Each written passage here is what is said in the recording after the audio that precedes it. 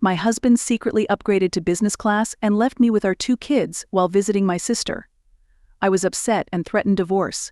My 32-year-old husband Andrew and 30-year-old me are the subject. A 3-year-old daughter and 1.5-year-old son live with us. My husband Andrew and I have been together for nearly 8 years and married for 5. Since we met through common friends, we've aged together. His parenting skills are still developing, but everything else is going well. After our daughter was born, he had no idea what to do, so I did most of the heavy lifting. We had a nanny for our daughter while we worked. During weekends and other times when we were together, I did most of the parenting since he was afraid of failing and had no idea what he was doing. It took him a while to figure it out. I don't mind, but after our son was born, he struggled to find his stride with 2 kids. I felt like a single parent since he took so long to acclimate. When we went outside with our kids, I led and he watched. We argued about it, but I forgave him since I couldn't hold it against him. Even though he needed time to adjust, I trusted him to be a good dad. I still hoped he would. We booked a family trip to Los Angeles a few weeks ago. I wanted to visit my sister Abby 26F and her husband, who recently moved there, because the location is so beautiful. Our trip preparation took weeks due to the difficulty of traveling with children. Andrew excused himself to use the restroom when we got at the airport 2 days earlier. I contacted him to find out where he was because I was anxious after 30 minutes without a response. He quickly took my call and tried to avoid answering why he hadn't returned. However, I advised him to cease. Before telling me he used points to upgrade to business class on his travel tickets. He stated he didn't tell me because he knew I wouldn't approve, but I felt furious and betrayed. I told him this was unacceptable. Saying anything stupid infuriated me more. I was upset he even tried this, so I instructed him to go home immediately. I threatened to take the kids home and let him finish the holiday alone if he didn't, instead of returning. His disagreement grew as he said he deserved a break for working so hard for the family. He felt I could watch the kids for 3 hours alone, even if the flight was short. I tried to convince him that the trip was a family outing, and if it didn't start well, what was the point? I wanted him there so the kids wouldn't feel left out. He was so thick that he ignored my discomfort, said he needed a break, and ended the call. The conduct enraged me. As a working mom, I think I should be first in line for breaks. I also manage the house and kids with little help from him. Though I work more hours, he gets to rest after a long day. Thus, he cannot request a separation from my family without my consent. I pondered turning around and going home, but I decided to keep going and make it worthwhile. My daughter wondered why her dad wasn't here. I told her she could find the answers herself once we arrived rather than answering any of her queries. After boarding the trip alone, I stopped talking to him. That my kids stayed asleep on the plane is something I'll always be grateful for. I didn't wait for Andrew when we landed. I booked a taxi and went to Abby's location without gathering our items.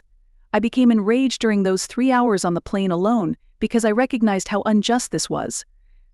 So I visited my sister, who was thrilled to see me. However, after I described the issue, she promised me I could stay with her without any problems. Besides clothes and shoes, which could be replaced, my luggage contained nothing essential. Abby promised to replace everything my children owned, so I didn't have to. Andrew called me several times after we landed, but I ignored him. He couldn't show up since he didn't know Abby's address. I ignored his frequent texts asking me to answer the phone and tell him where I was since I was in pain. It took 2 hours after landing before I called him again. He looked devastated as he told me that he had spent 2 hours at the airport with the family's belongings, but we had disappeared without a trace. His concern over our location was clear. I told him the kids and I were fine. While at Abby's, I told him I was filing for divorce when we returned from vacation and didn't want to see him again. After I mentioned that, he seemed astonished and told me I was being overly dramatic and fussing. He proposed we meet in the hotel to discuss things privately, but I wasn't motivated. After our daughter was born 2 years ago, I told him this one experience had shown me how unfair things had been. Since he sought a break from his family, he shouldn't complain about the time he was granted. His emotions were evident as he tried to persuade me he hadn't meant it that way. He apologized if I misinterpreted him. But he needed a break from his rigorous job schedule that was hindering him from supporting his family. I laughed heartily and told him I had felt similar sentiments but never tried to abandon my family, though he knew I would dislike his choice. He did it nonetheless. I told him that I had always done the cleaning and raising our children and that he had never helped. I enjoyed taking care of things, because I knew we were a family and would always support each other. I lost confidence after his behavior. He falsely claimed equal contribution. I can't explain it, but it felt like I ran the house and he obeyed only after I gave him precise directions. We shared a house. He probably understood there were things to do, like making sure the kids had what they needed or obtaining the groceries on time. Dishwashing and laundry are examples. I was frustrated because he wouldn't do anything without my permission. When I tried to explain to him that he had free will, could see that certain things needed done, and didn't have to wait for me to instruct him to do them, he always made an excuse. He was always too weary to pay attention to such matters after a long day at work, so I trusted him. I think he should have talked to me before boarding the business class plane and leaving us. He just played with the kids on weekends. He never raised them, taught them right from wrong, or disciplined them. Instead, he played the good cop and entertaining father while I did the difficult lifting. I was sick of waiting for him to address my underlying difficulties. Every time I brought it up, he said he would be more aggressive, but never did. Recent years.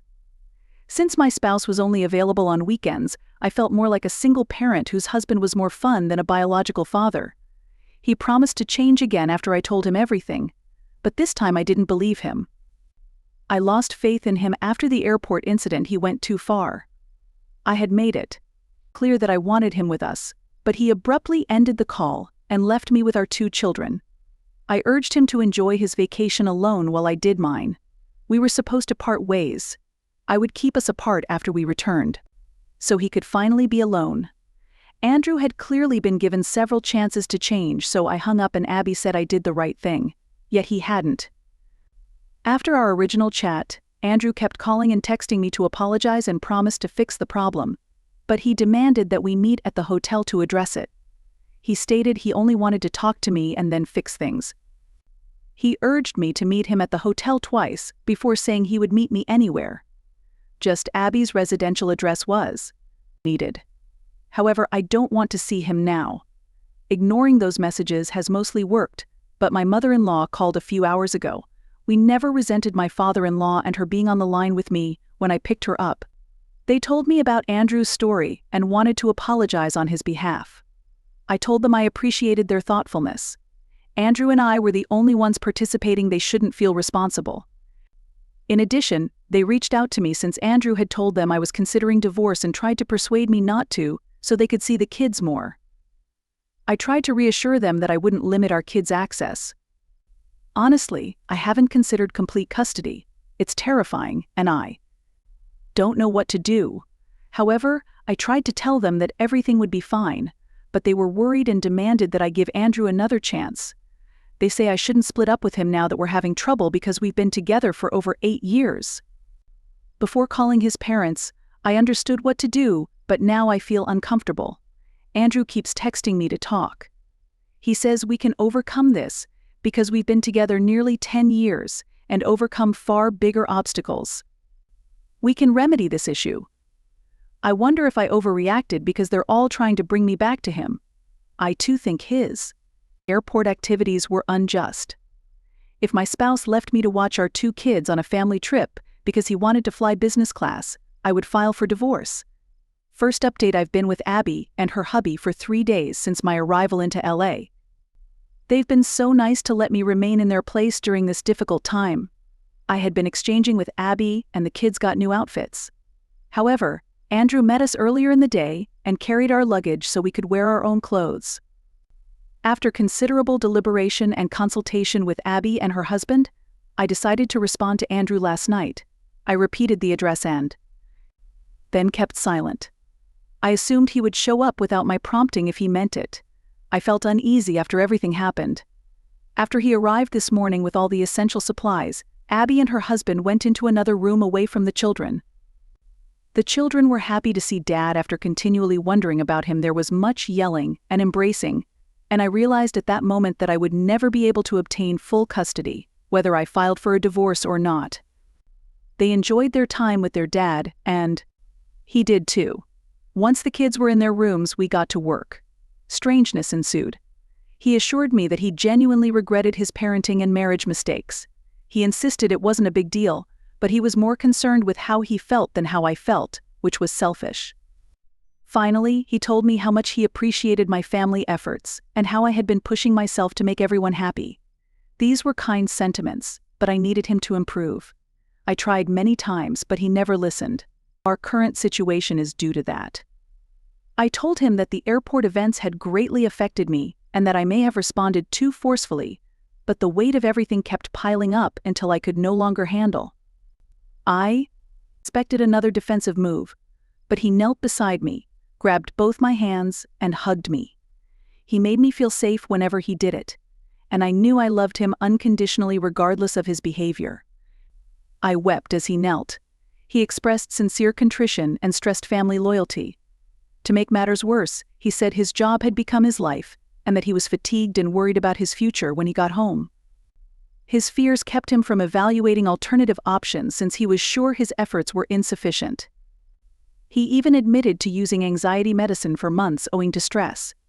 I had no idea, and he said he concealed it from me to avoid stress. He was embarrassed to have fallen asleep at the wheel, but he would try again if I gave him another chance. He said the experience would be good and I wouldn't regret it. He explained everything, but I was inconsolable. I realized this may not be popular, but I stayed with him after he dried my tears and consoled me. I laid my head on his shoulder as usual and we sat like that for a while. I didn't care what others thought because I felt I'd never loved someone as much as he does. Still, I loved my kids and wanted the best for them. I told him I needed time to think. He also said I could take my time. He went back to the hotel after hugging. After discussing it with Abby, she said she has no suggestions. She just thinks I'm a great husband and parent. Thus, she trusts me to put the family first.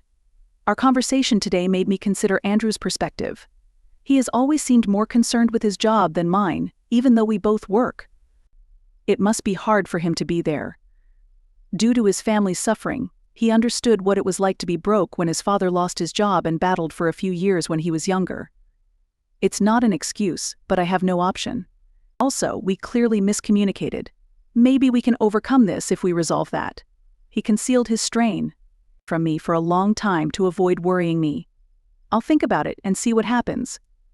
Hi, it's been a few days since I last updated you. Within 2 days of our conversation, I decided to move in with Andrew at the motel.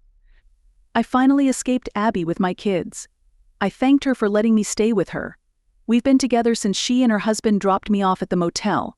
We thought the kids would be disappointed because we had promised them a fun trip and were staying apart owing to our fight. Fun activities were scarce for them. Since we're back together, we're keeping our commitments, and the kids are thrilled. I still have a lot to do, but my family and I are trying to work together for the kids. Being present and keeping our kids happy is my top priority right now. He was right, we've survived worse, so I'm confident we will hear. I told him I wasn't considering a divorce when I returned to the hotel with the kids. However, we met several obstacles.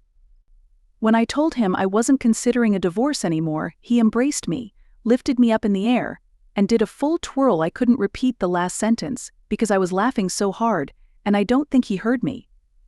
His morning apology has been his attempt to make amends. He's treating me like a princess, and I can't complain. I may forgive him sooner than expected at this rate. Third update. Hello, this update addresses a comment or question.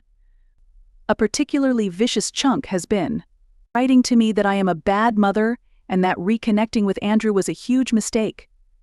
I know people would disagree with my decision to reunite with Andrew, but we were together for a while. Even though we've had disagreements and his recent acts were incorrect, I'll give him another chance if he'll fix himself.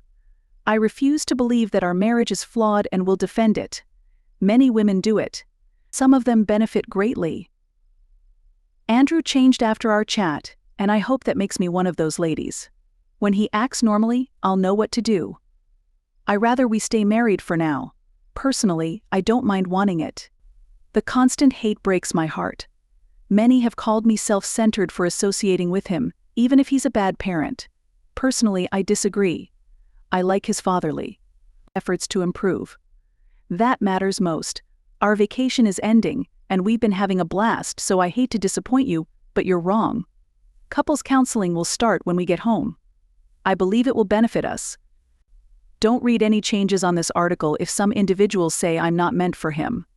I'm simply posting these for my well-wishers who've shown interest in my story and made me want to know more. It's not worth it, so don't be mean. Our children benefit from Andrew and my pleasure together. Our family's ability to do what's best should be respected. Sorry, but we won't split up if you wish. Fourth update. Hello everybody. My God, I haven't been on Reddit in ages. Perhaps my last post was too powerful to be an update. It was mostly a tirade against my hate mail. I am delighted to say that. Andrew and I are still together. Our vacation was 7 months ago. After returning, we looked for local counselors and have been going to couples therapy for months. We're successful, and Andrew has cut his hours. He now undertakes more housework and childcare than before. His presence at home is no longer limited to happy times. He's always there for them. I'm glad he no longer brings work home.